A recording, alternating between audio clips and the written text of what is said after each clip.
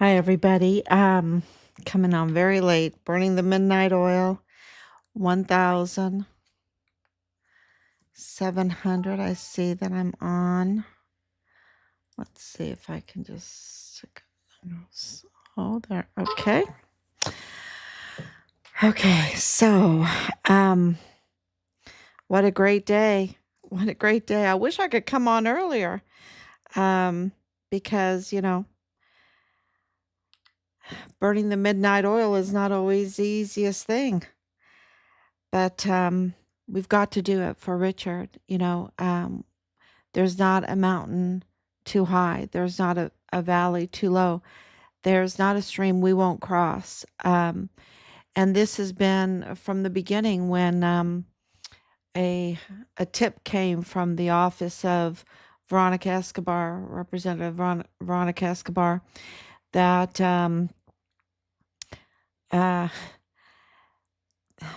gosh, that day, oh my gosh, Richard, well, the tip was there was smells up, maybe remains. And of course, Rob went there. He went there. And it was climbing a cliff, those mountains up the Franklin Mountain. It was a cliff. It was nothing there. They collected whatever evidence that they could and turned it in. The CID didn't go. The CID didn't go up there, but Rob did. Rob climbed that cliff. I mean, you have to use chains to climb it. And because he's always ready, he had good hiking boots on. He wasn't told what to wear or anything. He did bring 6 bottles of water. I mean, I remember that day so clear. So what a day. What a day. So after that climb, we said, well, there's no mountain too high. There's no valley too low. That's why we say that. And we'll cross every stream and we'll look under every bush and every rock, and we're going to find our son. We're going to find out what happened. And we have enough. We have enough to know what happened. And now we're identifying the crimes and documenting the crimes and filing the crimes. And we're, almost at 5 years. But what we have done is absolutely something that people told us was impossible, right? But nothing is impossible with God. Nothing's impossible with Him. Knock and ye shall find, right? And or the door will be open to you. Seek and you shall find. Knock and the door will be open to you. This is what we have, just our faith has kept us going. The absurdity, the maliciousness, the threats, the intimidation. If they could, they would have tried to destroy our lives as well. I mean, our house was searched without a warrant. Our house was searched without a warrant. Can you believe it? And all the intimidation and everything. So let me see, my little arrows are getting sticky, is going away. We've been doing this so long, the sticky is going away. So today has been just an amazing day because of the news that we received that Sylvia Barunda Firth has lost her job, and that has made us very, very happy because she has so many conflicts of interest, and she, of course, left the El Paso attorney's office with allegations. She's up to no good. And of course, she sits on if you can go to her LinkedIn, Sylvia Brenda Firth with an I. And she sits on the board of El Paso Community Foundation. She's part of Burkett Foundation. She's part of the triathlon. That means a lot to us in our investigation. And it means conflicts of interest. That's what that means, because of what they're all doing, right? What they're all doing. Of course, Community Foundation was being investigated for the fraud, the distribution, allegations of fraudulent distribution of the Walmart mass shooting victims funds. That was like over $12 million. Okay. And we have confirmation, they were investigated for the allegations, but we have confirmation that they were distributing the money to foreign nationals that weren't even qualified. Okay, because I do understand that there were some Mexican nationals that were harmed and killed, victims of the Walmart mass shooting. I have to be real careful with my words on these live streams because I don't want to be banned. That's why I kind of avoid the M word, and I've said it so many times, and then they shadow ban you. Um, um, so yeah, so I do absolutely understand the victims, but these are individuals that were unqualified. They didn't have a victim. Okay, they're not a victim, and they're just not qualified. And tampering, a lot of document tampering. And so they leave a trail. They leave a trail of document tampering, which is so criminal, right? Um, and, so for Sylvia Brunda Firth to be on the Commission of Judicial Conduct and then to be on the El Paso Community Foundation board, um, there's a big conflict of interest, okay? A really big one. So we were very, very happy to see that she is being removed from that position. Because what does the Commission of Judicial Conduct do? Well, they are oversight. They are oversight of the judges. They are oversight, like you have the MAG court is totally illegitimate right now because none of those judges have been elected. And so that makes that court illegitimate.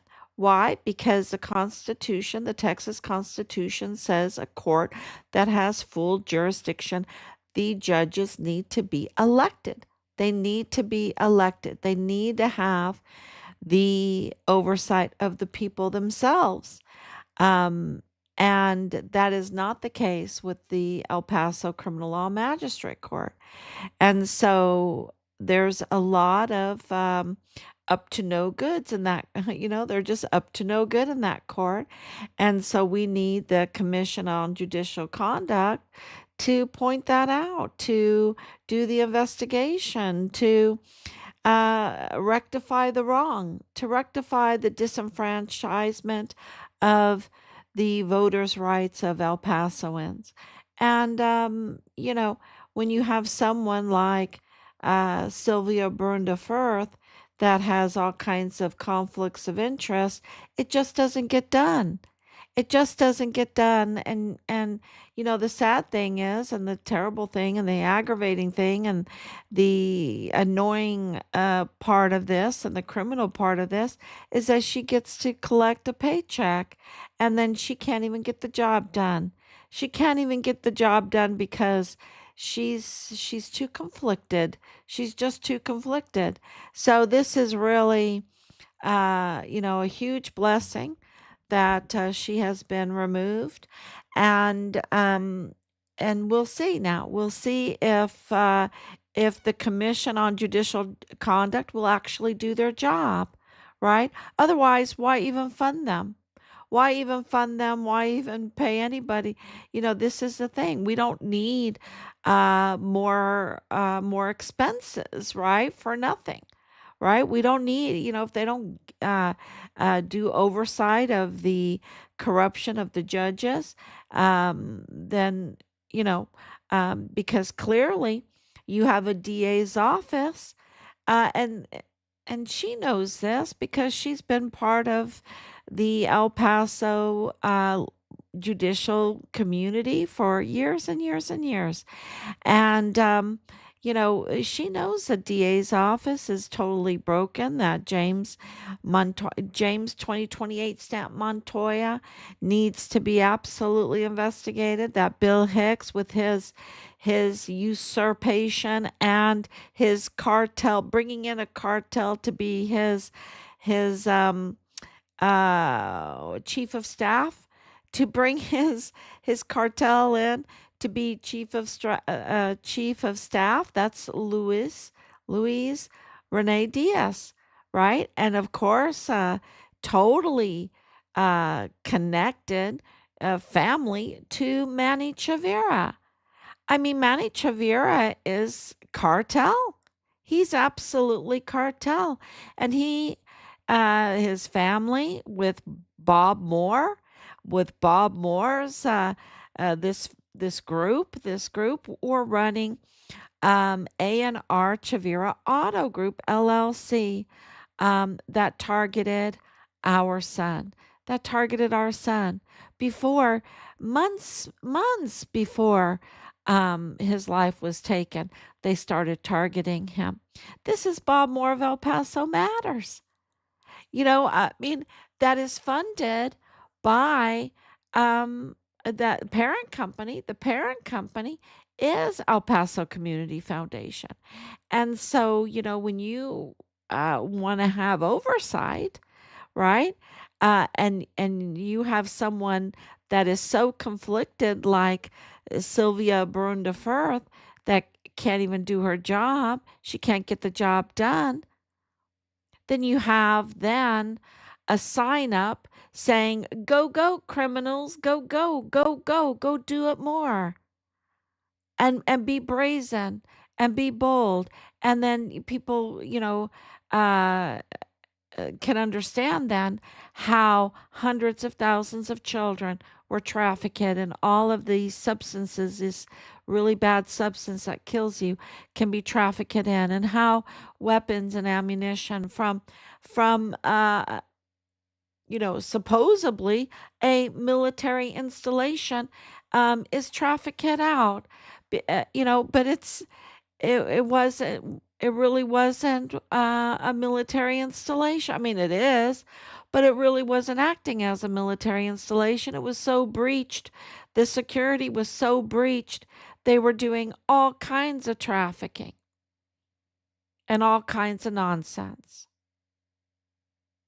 And so Richard reported it.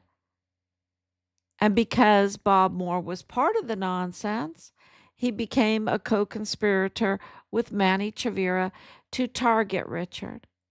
And the prime suspect in the one that took his life is his platoon leader, Dallas Hart. So how did that happen? Well, because they're co-conspirators. They have a criminal group. They're a cartel-tied criminal group.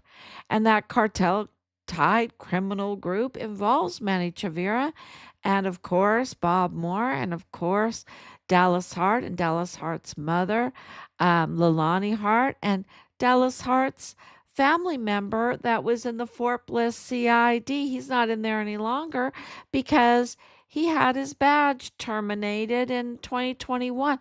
That's amazing too. That's amazing too, for someone to have their badge, a CID agent to have their badge terminated in 2021. Something really bad had to happen. Just like with Sylvia Brunda Firth, something really bad had to have had happened in order for all the hoops to be jumped through to get her removed, to get her terminated from that position. There's a lot of hoops that they have to go through to get someone terminated from that position. And high hoops. And it happened, and we're very grateful that it happened. Um, and so, but everything is leading to Bob Moore. We know this whole thing with FitFam, that he is stoking FitFam. He's stoking FitFam in a new, uh, what do you call that? A new, brand or whatever, right? He's stoking them, and they're absolutely the intelligence community, the the HR, human resources community, and the military community in that, because it's Jules Chan and his brother Jed Chan. And they are, they say, I mean, I know Jules, he labeled himself a hacker, and he has this long LinkedIn that was just jaw dropping, jaw dropping. I, you know, it right now, with the news the way it is in Washington, D.C., for this leaker, right? The leaker for the assessment for the bombing of Iran, right? Uh, that bombing of Iran, an assessment, just the leaking of the assessment, right? And I don't want to downplay it at all. Um, it is considered, I mean, a lot of people are talking about it being treason, right? Rightfully so. Rightfully so, because we have a volunteer army, a volunteer military, volunteer Air Force. They volunteer. Our sons and daughters across this country volunteer. They're not conscripted, they're not forced into the military. They volunteer. And they volunteer with the trust that their leadership will have their back.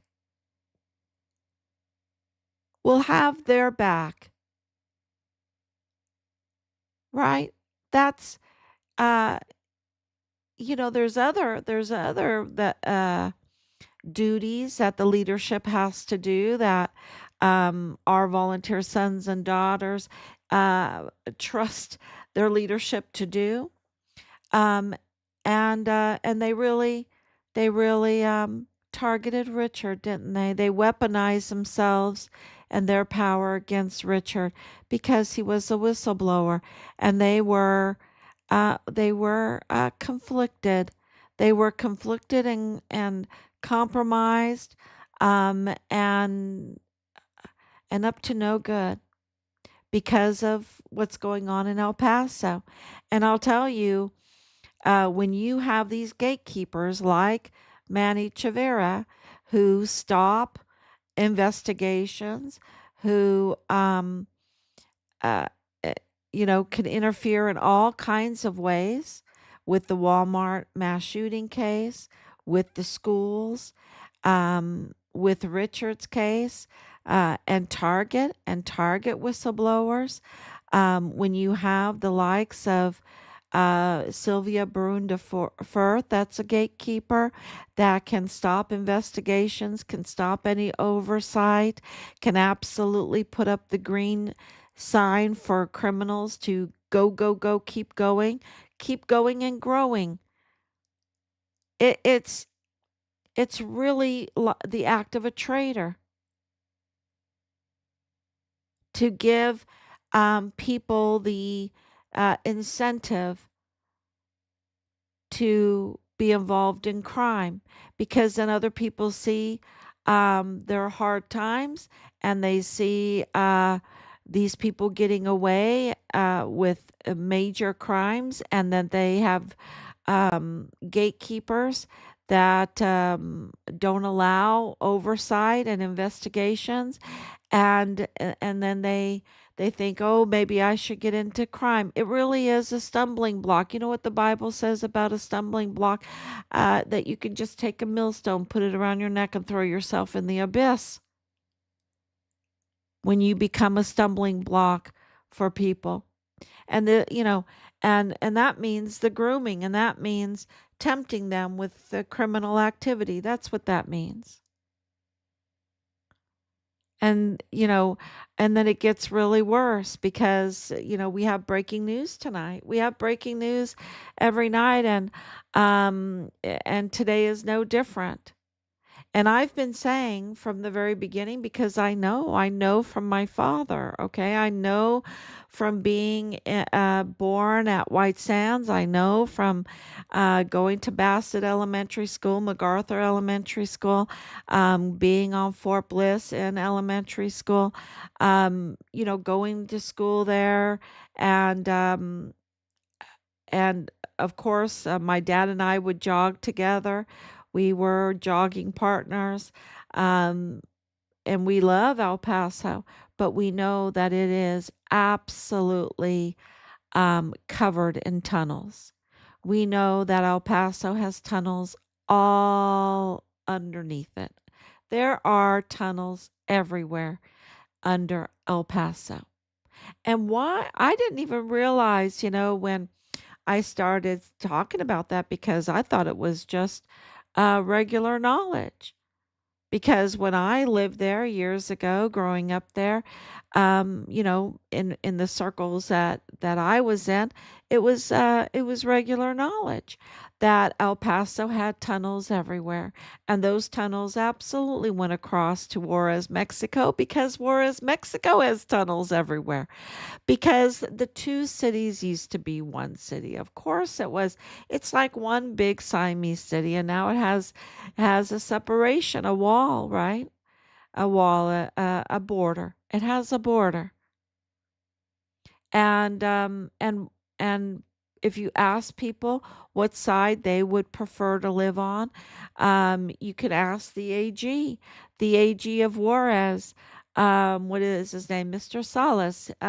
He has residency in El Paso, which is illegal. But if you ask him, where do you want to live? I mean, you're the attorney general for Chihuahua in Juarez, Mexico, but you want to live in El Paso. Why? Because the crime is so bad over there. The cartel crime is so bad over there. The cartels are from what we can read and learn, is that the Juarez cartel and the Sinaloa cartel are, really battling it out in a very, very nasty way. They don't know what the heck they're doing.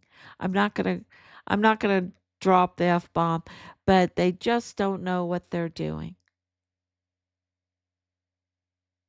and they're just going after each other like you wouldn't believe. And that cartel can come over through tunnels. That cartel can come over like look, AG Salas lives over in the United States, lives in El Paso, right? And because it's not as criminal, but we know that he was up to no good, and they're trying to give a green light for El Paso to be just go crazy lunatic, to not know what they're doing, and just start like a schoolyard fight, a schoolyard fight, and live in it, live in that schoolyard fighting. That's what they want. And deadly, deadly, and brutal, brutal, deadly. That's how the cartels fight. They're brutal, they're deadly. And that's coming over to the United States. And President Trump, during his 45, during his first administration, wanted to stop that. And he realized that there was so much money involved, that he was getting so much pushback. And that, of course, he started investigations because of Richard's whistleblowing. And then the opposition, um, the opposition to President Trump orchestrated and even staged I'm the Walmart mass shooting, and it was a bloody, deadly mass shooting. But uh, and it's not me saying this; it is those that were the investigators, whistleblowers that were investigators that said it was organized, it was orchestrated, and the crime scene was staged because they didn't even secure it for more than 2 days. The FBI have admitted that they didn't secure the crime scene for more than 2 days. And we have Manny Chavira being one of the first responders, with, of course, setting up the reuniting um, uh, a spot at MacArthur's Elementary, where I used to go to school, and working very closely with Chan Tuganon, with Jules Chan, because he was one of the responders, and he was all about the EOC. He was all about the Emergency Operations Center. Um, and he was right there with Manny Chavira. And we know that Jules Chan, who is FitFam El Paso, is, you know, um, is up to no good. He's totally a criminal. He's totally a criminal. And Bob Moore's pushing him. Of course, um, you don't get 700,000 followers without having connections, okay? Without, having media, big, big connections who want to um, do that squiggly hypnosis thing in your eyes, and make you think things, the blue pill squiggly, um, or circular, woo, hypnosis eyes. That's him, but he's military. He's military, and he had top secret access. He can't do what he's doing. But yet, absolutely, he worked with Manny Chavira. Absolutely, he did. And we know that Manny Chavira is um, cartel. And so I have breaking news. Breaking news is that we know that Manny Chavira is El Paso Independent School District. We know that he did the safe schools. We know that he was a fire department assistant fire chief, um, for the El Paso Fire Department, which know all these buildings. They do all the fire codes and everything.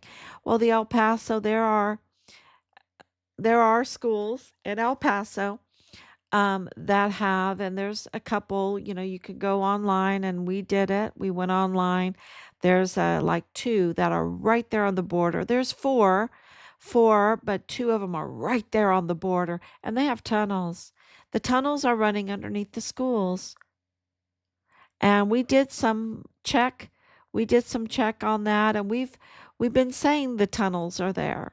And of course, they'd want to use the schools because they can control that property.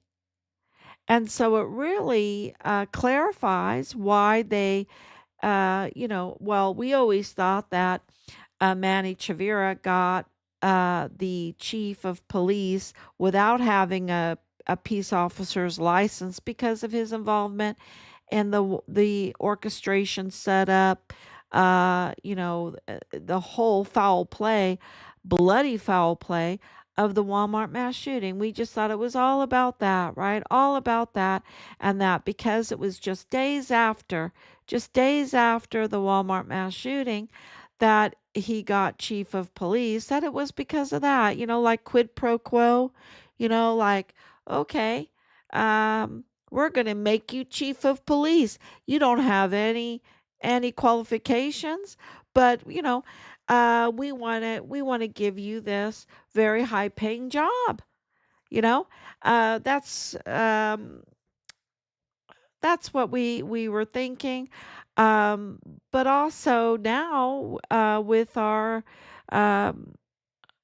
i- with our confirmations that there is tunnels underneath the elementary schools or underneath the schools, because there's one that's a high school from that is under the care of El Paso ISD. You know, it makes you think, since we know that he's connected to the cartel, that we know that he's connected to Bob Moore, and Bob Moore is connected to the cartel, and Bob Moore is convicted criminal Lalani Hart used her as a unreliable source to target our son's case, to target the whistleblower in our son's case, to target the former coordinator for anti-terrorism and homeland security on Fort Bliss. That's how serious that was. And that's why it really tells you how serious Richard's whistleblowing reports were, that happened to him. Okay. So this is a if you like to read Dickens, right? If you like to read Charles Dickens, I don't know if you like to read Charles Dickens. One of my favorite books is called Little Dorrit. Um, and it is a mystery. It is a mystery book, and it is fantastic. And it has many plots in it. Okay, it has many little plots in it, and you have to figure out the connection between these plots, right? I'm wondering if God gave me a love for that, to try to understand all the plots around Richard's case, because Richard's case has so many plots with the Hearts, with all of the 15 plus agencies, and we're at what I think we're at like 23 three agencies, with the medical being part of this now, with Texas Tech um, University Health Science Center being part of this, with the wife of the FBI agent George Toros from the El Paso field office.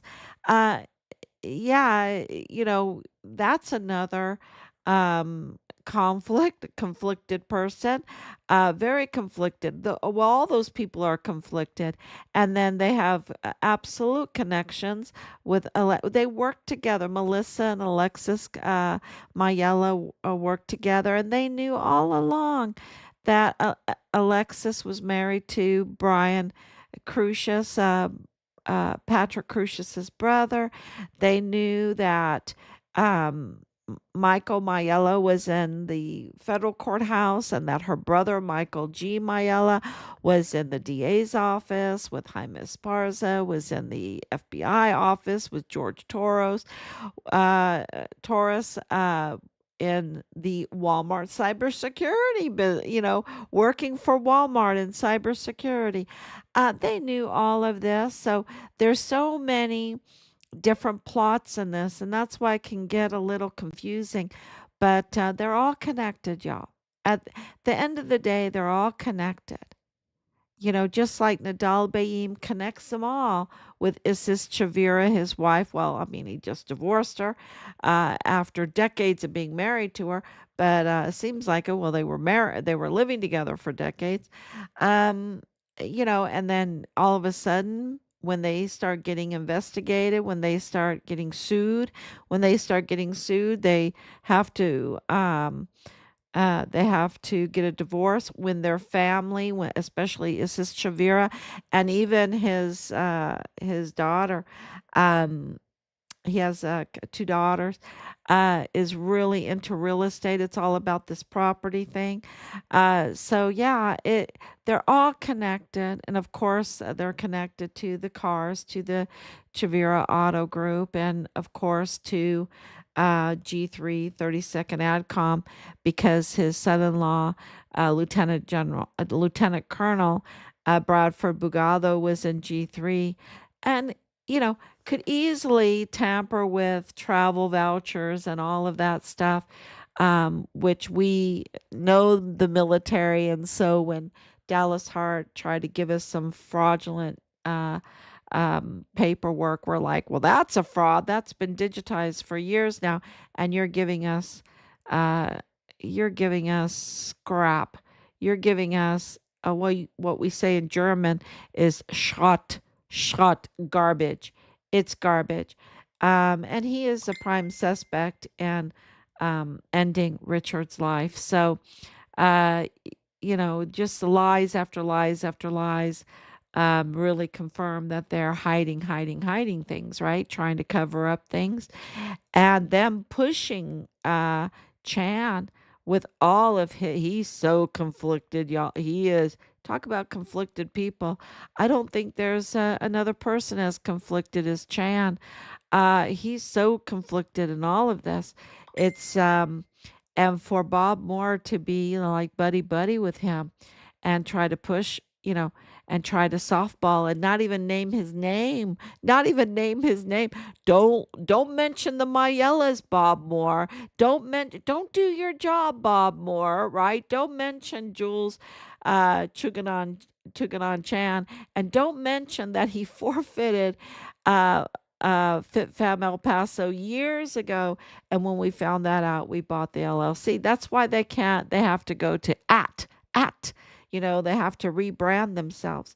Um, and don't don't say the Gold Star family of Richard Halliday has the intellectual rights of FitFam El Paso, right? The real FitFam El Paso, and that they've been misusing it, right? And is that why they got taken down? Is that why they got taken down? I don't know. He is engaged in a lot of problems. He is so conflicted. He's so conflicted. So, uh, there's look, the FBI is polygraphing people right now. And if you're in an intelligence community, you have top secret access. If you have done anything that smells of being a traitor and being treasonous, the FBI is not taking too kindly to that.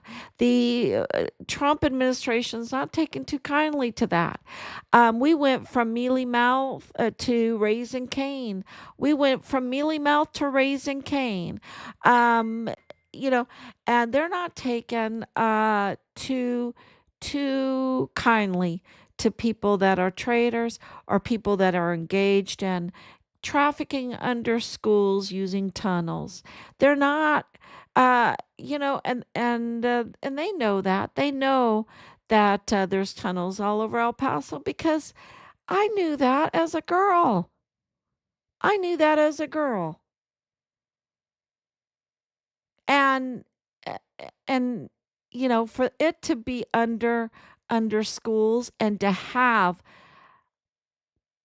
Manny Chavira as the chief of police for those schools, and he is connected to the cartel, and he is with Bob Moore targeting Richard to destroy him because he's a whistleblower in the criminal trafficking. There's no coincidences, y'all. There's no coincidences. And you can put two and two together. And then you have Jules Chan um, trying to take care of the health and welfare, the health care of the children that were in the emergency intake center, the death camp, and they're missing. He didn't take very good care of them, did he? I mean, go look at his LinkedIn information. He took down his LinkedIn, but I posted it up today, the information I got off of it before he took it down. I mean, it's stunning. He is so conflicted. He's probably tied in knots, in every dream he has, every nightmare he has, he's probably tied up in knots. Or he doesn't have a conscience.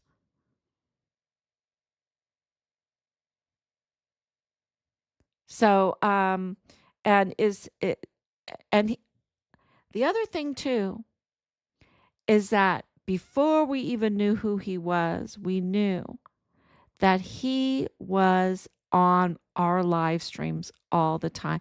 Or on the website. He was there. Why?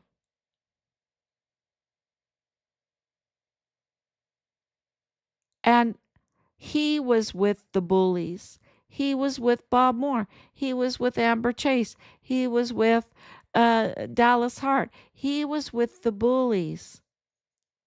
He was with the criminals, the Leilani Harts, who confessed in an affidavit of the worst type of crimes against children and in possession of films of the worst type of crimes against children. There's no coincidences here. They all kind of found each other. And, the FBI now, thank God, do not take too kindly to people that do these worst type of crimes against children and are trafficking and are using tunnels under schools and are not obeying the laws of this land when it comes to immigration and not respecting law enforcement but abusing their power and even being imposters within these agencies and gatekeepers in these agencies. Not only are they padding their own files with their own pants or pockets or whatever with their criminal activity, but they're gatekeepers to allow to give the green sign of, okay, you can do this. You can create more crimes. You can do the trafficking. You can do the grand theft larceny, right? You can do the fraud. And I'm the gatekeeper. I'm the one that's supposed to be oversight. I'm the media that's supposed to be investigating and pointing this kind of stuff out, right? So that we can have a thriving country, a law abiding country where people aren't getting hurt. But there you have it. You have Richard whistleblowing, and he lost his life in the line of duty. You have hundreds of thousands of children that are now missing, that are now thought, lots of them, some of them have been rescued, but lots of them have now lost their life. And then you have all, the victims in the Walmart mass shooting that, when you're living by the sword, you're dying by the sword, when you're part of this cartel, when you're, what's going on there and who are the real victims. Um, and then it becomes so bloody because then you have like a shootout, then you have a really terrible schoolyard battle. And is this a battle of the cartels? Because then you have a setup scene where the scene is staged and staged with those that lost their lives. And then you have no secure scene, no secure crime scene. And then you have people walking over bodies and go, oh yeah, taking videos. Oh yeah, he has half his head. And filming it and everything. And those films and those pictures and all that do not get turned in to the evidence, which is crazy. And you have Jaime Esparza walking the scene, tampering the scene because it hasn't even been secured yet. You have other big individuals walking the scene, not unsecured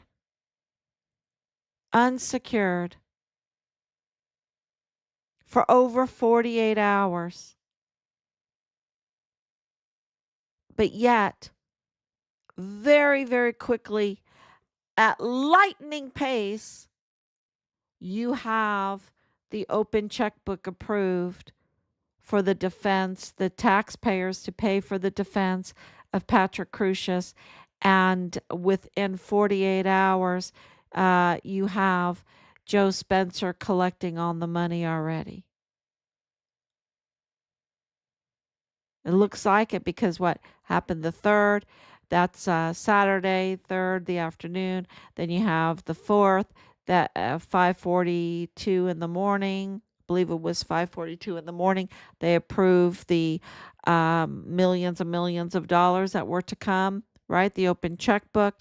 And on the 5th, that day, 48 hours later, he was already in the jailhouse with Patrick Crucius.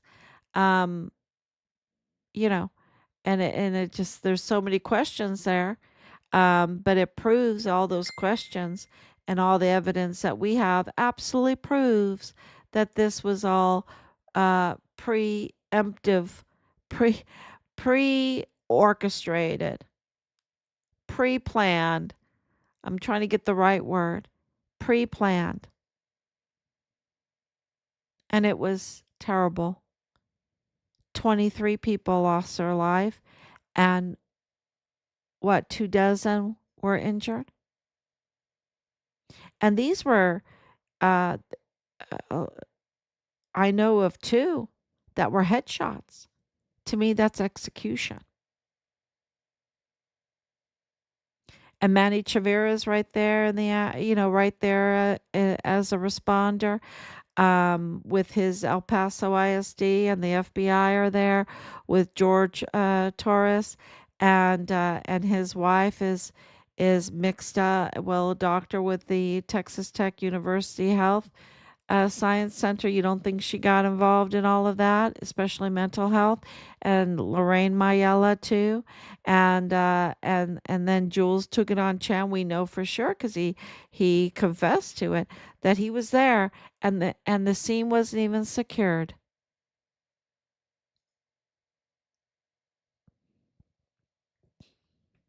So yeah, it is it is huge.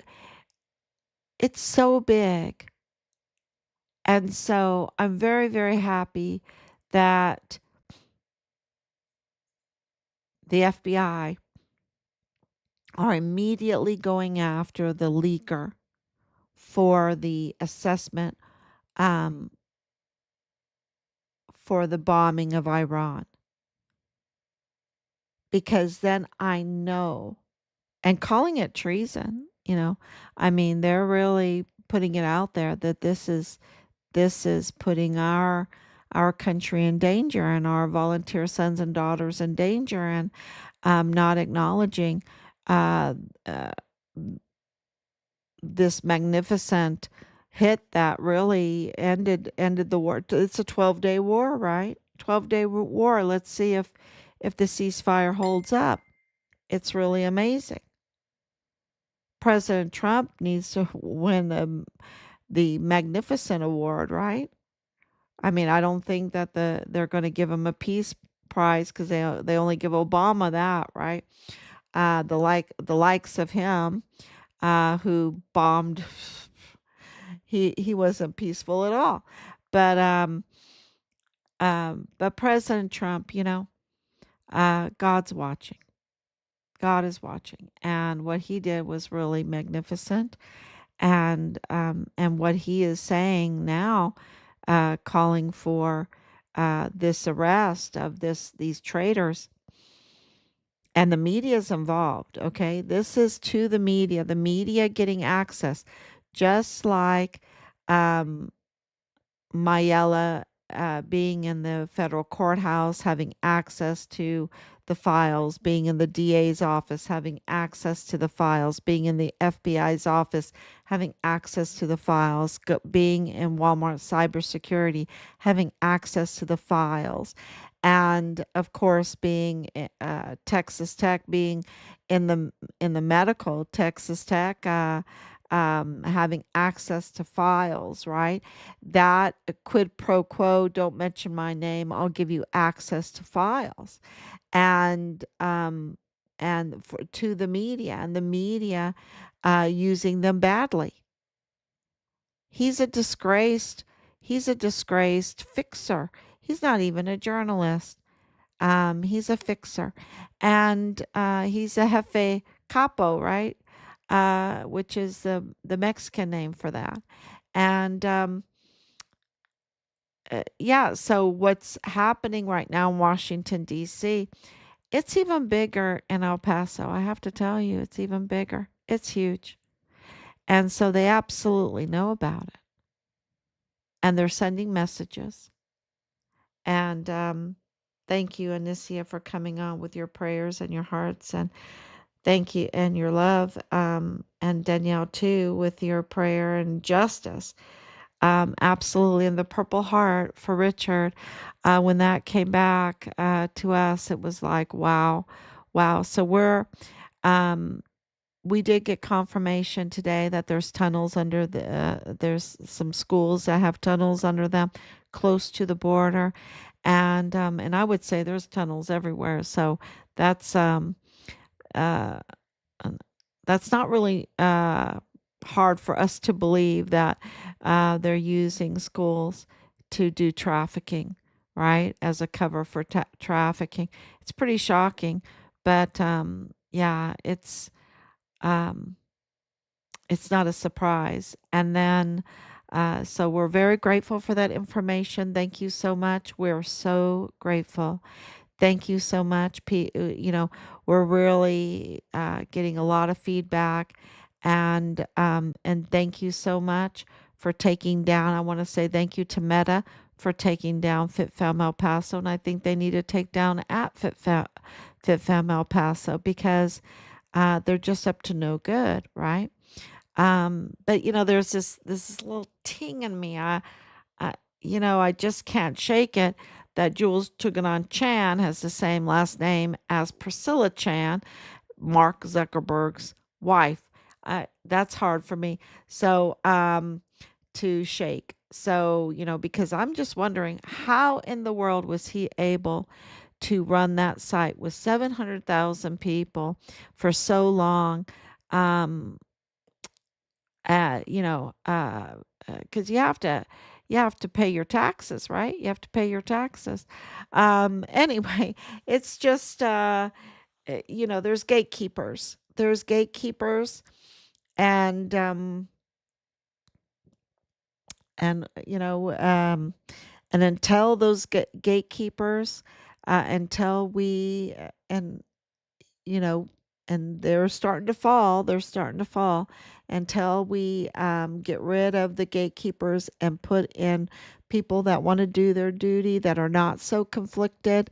Then we can get accountability when we have that done. So, I need to get me a drink. Thank you so much. God bless you, and I will be back